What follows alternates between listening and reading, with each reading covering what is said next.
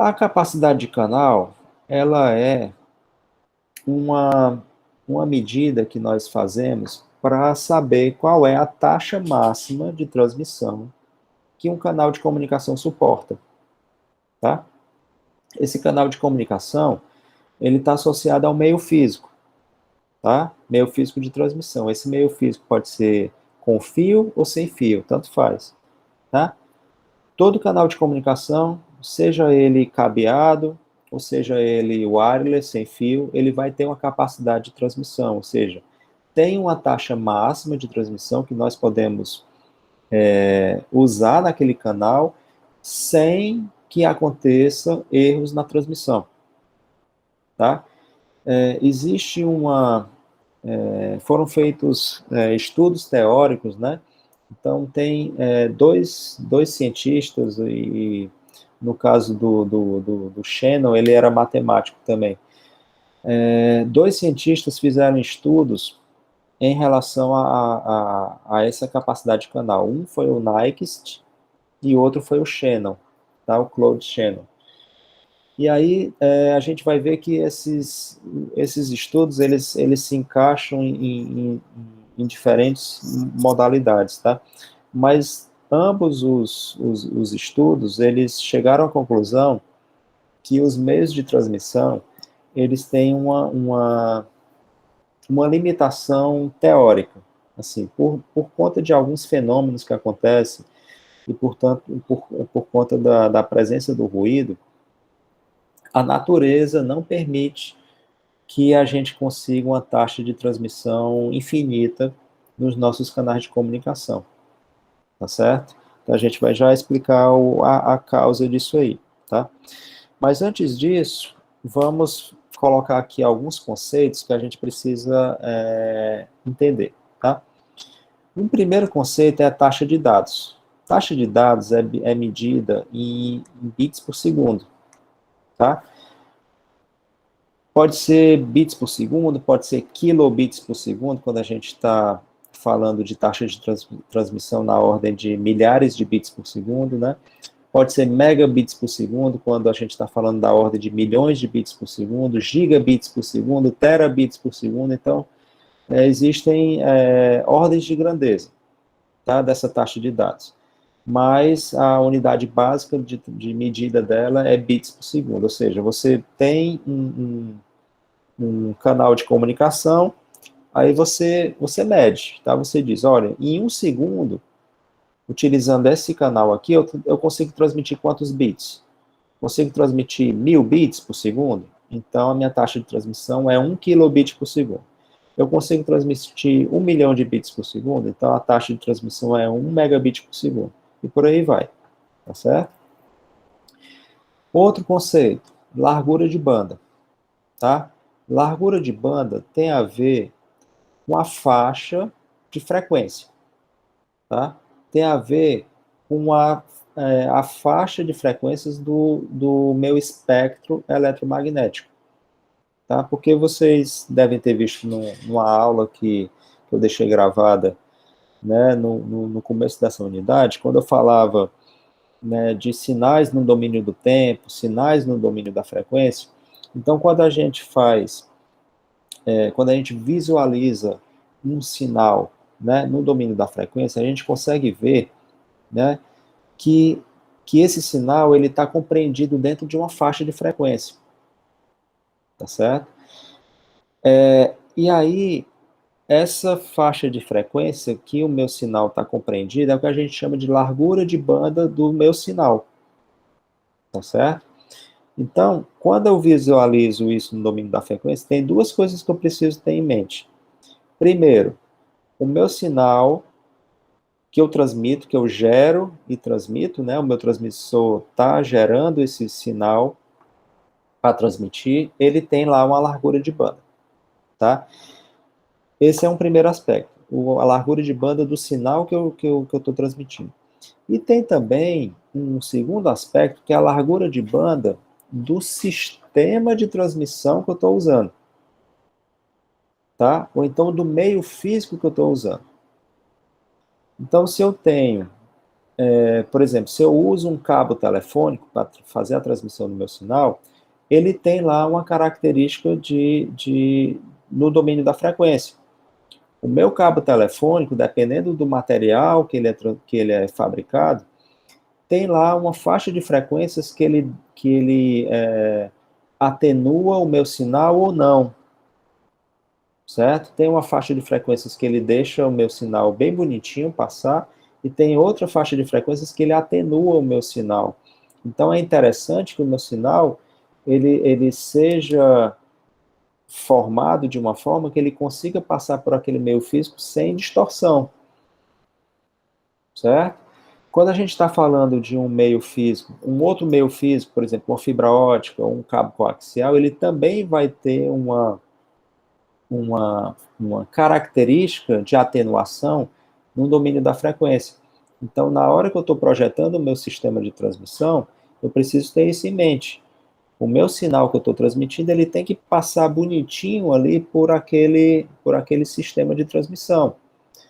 Então, quando eu falo de passar bonitinho, é porque a faixa de frequência do meu sinal, ele precisa caber direitinho ali na faixa de frequência do meio físico que eu estou usando.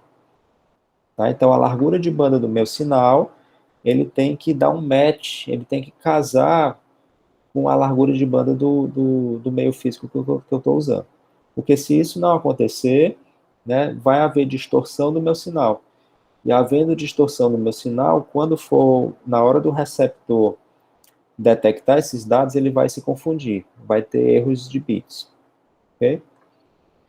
E a largura de banda é medida em hertz, tá? É uma faixa de frequências, né? Faixa de frequências, você tem uma frequência superior, uma frequência inferior, você diminui uma da outra, você tem uma faixa de frequências ali, que é a largura de banda. O ruído, eu já falei sobre o ruído, tá?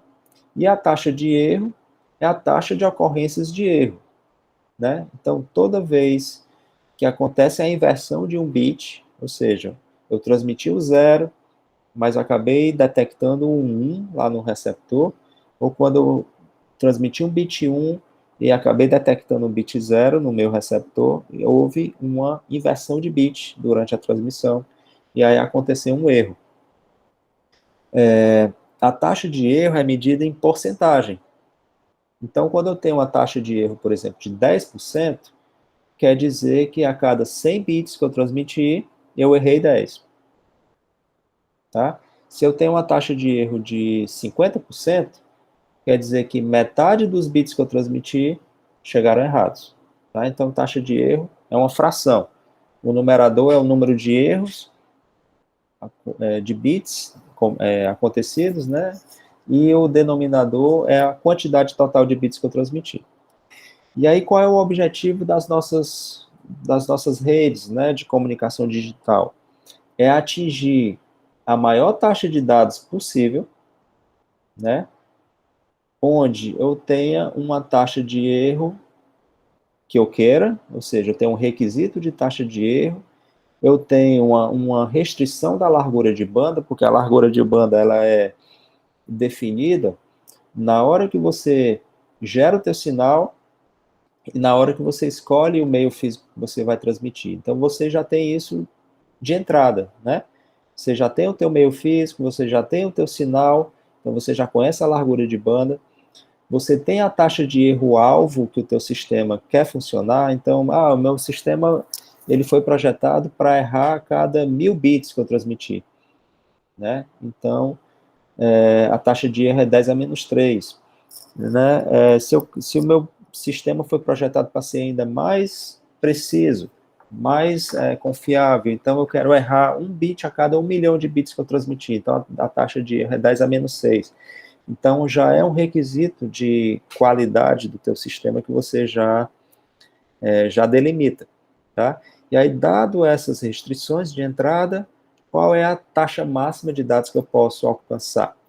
Né? Então, esse é o objetivo das comunicações digitais. Então, essa taxa máxima de dados está relacionada também com a capacidade de canal. A capacidade de canal é como se fosse o teto que você consegue atingir, que esse teto é dado pela própria natureza, né? A questão do ruído térmico que acontece, a questão da interferência intersimbólica, que é outra coisa que limita a taxa de transmissão, né? Que é que à medida que você aumenta a taxa de transmissão, os bits, eles, no domínio do tempo, eles vão ficando cada vez mais próximos uns dos outros, tá? E aí, quando você visualiza isso no domínio da frequência, é como se o bit que você transmitiu, ele começa a interferir no bit vizinho, porque a taxa da frequência está tão alta que ele acaba, começa a confundir um bit vizinho com outro. Então, você não pode aumentar demais essa taxa, porque senão os bits, eles se confundem e aí o receptor não consegue separar, tá? Então, é o que a gente chama de interferência intersimbólica.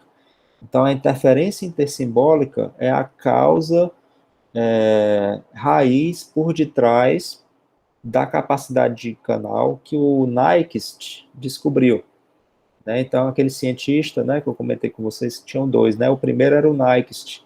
O Nyquist, ele olhou a capacidade de canal, estudou a capacidade de canal e concluiu que uma das causas que limitam na natureza a capacidade de canal é a interferência intersimbólica, tá? E o Shannon foi outro cientista que estudou a capacidade de canal, ele viu que uma das causas que limita a capacidade de transmissão dos dados é o ruído. Tá? Então, Nyquist tem a ver com interferência intersimbólica, Shannon tem a ver com ruído. Né? Então, eles dois fizeram estudos independentes e chegaram nessa conclusão. Tá? Mas dos dois, o que é mais limitante ainda é a questão do ruído. Então, no geral, o ruído ele é mais prejudicial para a capacidade de canal do que a própria interferência intersimbólica. Então, vamos falar aqui da capacidade de canal do Nyquist, que ele diz o seguinte, ó, vamos pegar essa segunda frase aqui, que ela é mais fácil de entender. Se você tem uma largura de banda de Bhz, né, essa largura de banda aqui, ela pode estar limitada tanto pela largura de banda do sinal que eu estou transmitindo, pela largura de banda do meio físico que eu estou utilizando, tá? Se a largura de banda for Bhz, a taxa de sinal mais alta que pode ser carregada é 2 vezes B bits por segundo. Tá? Então, o Nyquist, ele fez todos os cálculos dele e chegou nessa conclusão. Tá? Se eu tenho uma largura de banda, por exemplo, de 10 MHz, qual é a taxa máxima que eu consigo atingir nesse canal? 20 megabits por segundo. Ok? E você pode falar isso de outra forma. Você pode dizer o seguinte, ó, se a taxa de transmissão do meu sinal é 2B bits por segundo, então um sinal com frequências não superiores a Bhz é suficiente para carregar a taxa de sinal. O que é que ele quer dizer com isso? Ele faz o inverso, né? Ele interpreta de outra maneira. Ele diz o seguinte, olha, se eu tenho um sinal que está sendo transmitido a 20 megabits por segundo, então o sinal que eu preciso gerar para atingir, né, essa taxa de 20 megabits por segundo, ele não pode ter componentes de frequência que ultrapassem 10 MHz. Tá? Se eu tiver componentes de frequência no meu sinal que sejam maiores que 10 MHz, sejam 11, 12, 15 MHz, eu não consigo atingir a taxa máxima de 20 megabits por segundo. Certo? É uma relação entre essas duas grandezas, tá? E aí tem um exemplozinho aqui, ó. Não, antes de mostrar o exemplo, eu vou mostrar para vocês a fórmula geral da capacidade de Nyquist, tá? Vejam que o 2B aparece aqui, ó. B é a largura de banda do meu sinal, né? C é a capacidade de canal de Nyquist Então, C é igual a 2B aparece aqui, né? Que era o que eu falei no slide anterior. Mas aparece aqui um outro negócio chamado, representado por log 2 de M, né? Ou seja, o logaritmo na base 2 de M. O que é M? M é a quantidade de níveis de voltagem que eu utilizo para representar o meu sinal digital. Se lembra daquele caso clássico do sinal binário, que eu tenho aqui dois níveis, né? Estou representando aqui nível alto e nível baixo, né? Tenho dois níveis. Isso aqui é o que a gente chama de sinal binário, tá?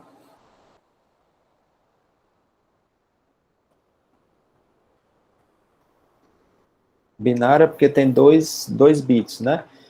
2 bits podem ser representados, na verdade, 2 bits não, 1 bit, né?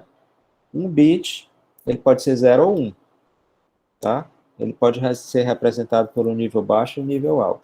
Então, se eu tenho dois níveis, quanto é que é log 2 de 2? Né? Log 2 de 2 é igual a 1.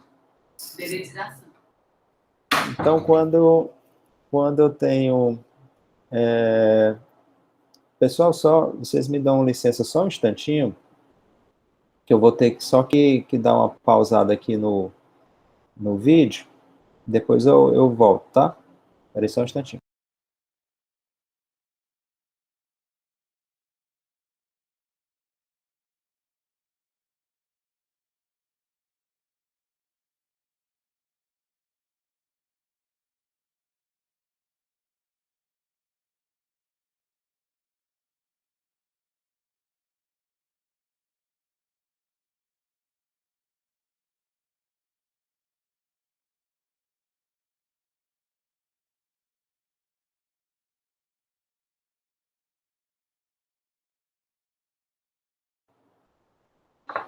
Pronto, pessoal, voltei.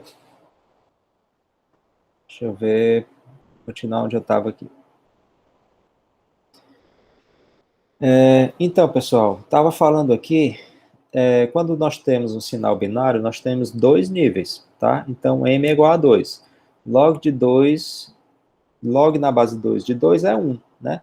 Então, quando eu tenho um sinal binário, a minha capacidade de canal do Nyquist é a mesma que eu estava comentando no slide anterior, tá? C é igual a 2B. Se eu tenho B Hz, a minha capacidade é 2 vezes B megabits por segundo.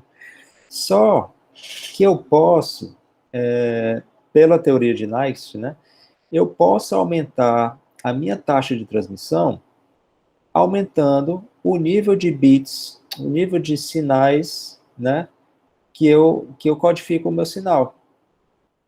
Como é que eu posso ter, por exemplo, como é que eu posso aumentar esse M, tá? Esse aqui é o sinal binário, né? Vou apagar ele aqui para mostrar para vocês outro tipo. Quando o M é igual a 4, né, eu posso ter algo desse tipo aqui, ó. Não sei se eu vou conseguir desenhar, mas vou tentar. Eu tenho aqui um eixo, né, eixo Y, eixo X. Aí eu tenho aqui, em vez de 2 níveis, eu tenho 4 níveis, tá? Vou desenhar 1, 2, 3. Acho que vai ficar ruim de mostrar. Eu tenho aqui o nível 1, 2...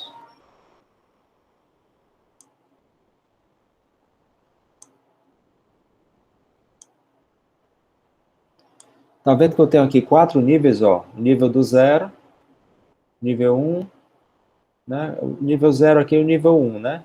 Nível 2, nível 3, nível 4. E aí o meu sinal digital, agora, pode ser algo nesse sentido aqui, ó. O primeiro símbolo está aqui nesse nível, depois ele vai para lá para cima, depois ele desce para baixo, depois ele vai para cima, depois ele vai lá para cima, para o quarto nível, depois ele desce, e assim por diante. Concordo que isso aqui é um sinal digital, né? Ele tem níveis discretos. A mudança entre os níveis são abruptas, tá? A cada clock, ou seja, a cada tempo aqui no eixo X, eu tenho um nível diferente. Ó, nesse primeiro tempo aqui, eu tenho o nível 2. Nesse outro tempo, tem o nível 3. Nesse outro tempo bem aqui, eu tenho o nível mais baixo, nível 1. Depois eu fui para o nível 2, depois eu fui lá para o nível 4, tá? Então, eu tenho aqui 4 níveis. Com quantos bits eu posso representar 4 opções, 4 níveis? Eu preciso de 2 bits, né? É como se a sequência de bits que eu estou transmitindo aqui fosse a seguinte, fosse, vou botar assim, 0, 1, 1, 0, 0, 0, 0, 1, 1, 1, 1, 0. Ó, a combinação de 2 bits, bits 0, 1, é o nível 2. 1, 0 é o nível 3. 0, 0 é o nível 1. 1, 0 é o nível 2 de novo. 1, 1 é o último nível, nível 4. E 1, 0 é o nível 3. Estão vendo que eu tenho 4 combinações. Eu tenho 0, 0, 0, 1, 1, 0 e 1, 1. 4 combinações de 2 bits, né? E cada combinação está associada a um nível do meu sinal, né? Nível 1, nível 2, nível 3, nível 4. Então, eu posso fazer isso de forma indefinida. Eu posso pegar o meu sinal e colocar vários níveis, em vez de 4, colocar 8, colocar 16, colocar 32, né? E esse log2 de M é justamente o número de bits que eu uso em cada codificação. Nesse meu exemplo aqui de 4 níveis, eu estava usando 2 bits. Então, log 2 de M vai ser 2. Então, a minha capacidade de Next agora, em vez de ser 2B, vai ser 4B. Tá? Então, eu consigo aumentar a capacidade de transmissão do meu sinal, né, naquele meio físico, codificando mais bits de uma vez só. Eu transmitindo mais bits de uma vez só. Nesse meu caso aqui, eu estou transmitindo 2 bits de uma vez só. Se eu tivesse 8 níveis, eu estaria transmitindo 3 bits de uma vez só. E assim por diante. Tá? E aqui tem um exemplozinho simples, vocês depois podem ver aqui, né, para o cálculo da capacidade de canal. Tem bastante questão na lista de exercícios também em relação a isso. Tá? Deixa eu ir para falar agora da capacidade de Shannon. E aí, pessoal, se vocês precisarem sair, não tem problema, tá? Eu vou depois disponibilizar esse vídeo aqui para vocês assistirem depois. Na capacidade de Shannon, existe uma medida que é muito importante, que a gente chama de relação sinal-ruído, tá? A relação sinal-ruído, aqui SNR é da sigla em inglês, né? Signal to Noise Ratio. É uma razão, né, que você faz entre a potência do teu sinal recebido dividido, né, pela potência de ruído, né? É uma medida, é um indicador que mostra o quão forte o teu sinal de recepção está em comparação ao ruído térmico, tá? Quanto maior a SNR, quer dizer que mais forte o teu sinal está, né? Quanto menor a SNR, quer dizer que o ruído está forte, né? O teu sinal está perdendo para o ruído, está ficando mais próximo do nível do ruído.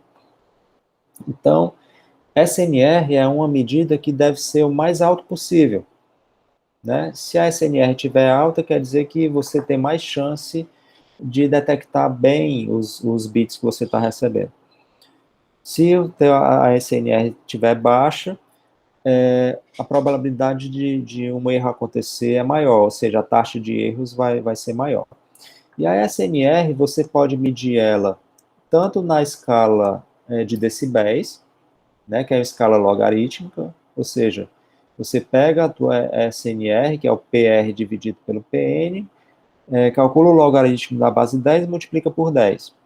Isso é o SNR na escala de decibéis, tá? Ou você pode simplesmente pegar a tua SNR na escala linear e utilizar também. A escala linear é somente o PR dividido pelo PN. Então, o Shannon, depois de muitos estudos que ele fez, né, o Shannon ele era um cientista, ele era tanto engenheiro como ele era matemático. Então, ele era um exímio matemático e conseguiu fazer uma teoria, que depois ficou conhecida como teoria da informação, que é a base de toda a comunicação moderna, comunicação digital, né, do século passado para até hoje. As redes de comunicações modernas utilizam a teoria da informação para balizarem os seus estudos.